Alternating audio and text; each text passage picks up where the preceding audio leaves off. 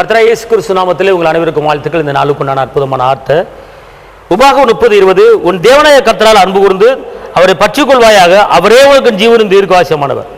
அவர் சொல்றாரு, உன் தேவனாய கர்த்தரை நீ பற்றிக் கொள்ளும் போது, உன் தேவனாய கர்த்தரை நீ பிடித்துக் கொள்ளும் போது, உன் தேவனாய கர்த்தரை நீ அன்பு செய்யும் போது, உன் தேவனாய கர்த்தரை நீ துதிக்கும் போது, உன் தேவனாய கர்த்தரை நீ ஆராதிக்கும் போது, உன் தேவனாய கர்த்தரை மகிமைப்படுத்தும் போது அவர் சொல்றாரு, உனக்கு நான் ஜீவனும் உனக்கு நான் தீர்க்க ஆயுசுமா இருப்பேன்.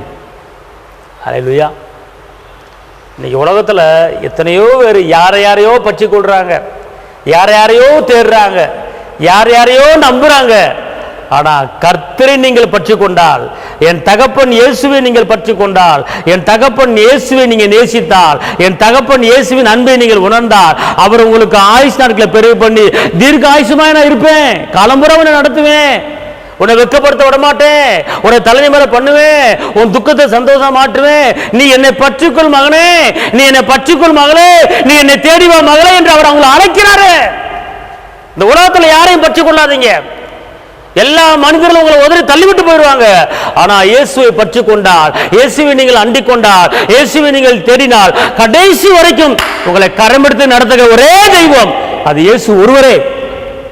இயேசு ஒருவரே. அதனால அவரை பிடிச்சுக்கோங்க, அவரை விட்டுறாதீங்க. அவர் தான் வழி, அவர் தான் சத்தியம், அவர் தான் ஜீவன். அவர் இல்லாம யாரும் பரலோகத்துக்கு போக முடியாது. பரலோகத்துக்கு போறதுக்கு வழி அவர் தான், நன்மைக்கு வழி அவர் தான், அற்புதத்துக்கு வழி அவர் தான், அதிசயத்துக்கு வழி அவர் தான், சமாதானத்துக்கு வழி அவர் தான், அன்புக்கு வழி அவர் தான், தாழ்மைக்கு வழி அவர் தான். அதனால அவரை பற்றி கொண்டு நீங்கள் போகும்போது உங்களுக்கு ஆயுஷ் நாட்களை பெருக பண்ணி தீர்க்க ஆயுஷா இருந்து உங்களை ஆஸ்பத்திரி பெருக பண்ணுங்க தகப்பனுங்க.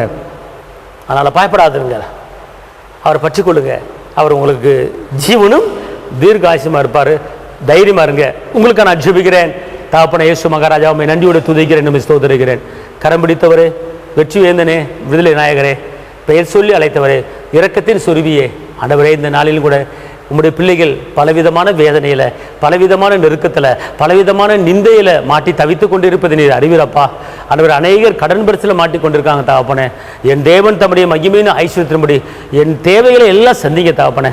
அதனால எல்லாவற்றையும் நீங்கள் மன்னிச்சு இந்த பிள்ளைகளை மலை மேல் இருக்கிற பட்டணங்களை உயர்த்துங்க தகப்பனே. இதுவரை நடத்தின எல்லா காரியத்துக்கும் நன்றி ராஜா. விண்ணப்பத்துக்கு பதில் தாங்க, இயேசுவின் நாமத்தில் பிதாவே, ஆமேன். கர்த்தர் உங்களை ஆசீர்வதிப்பார். ஹல்லேலூயா.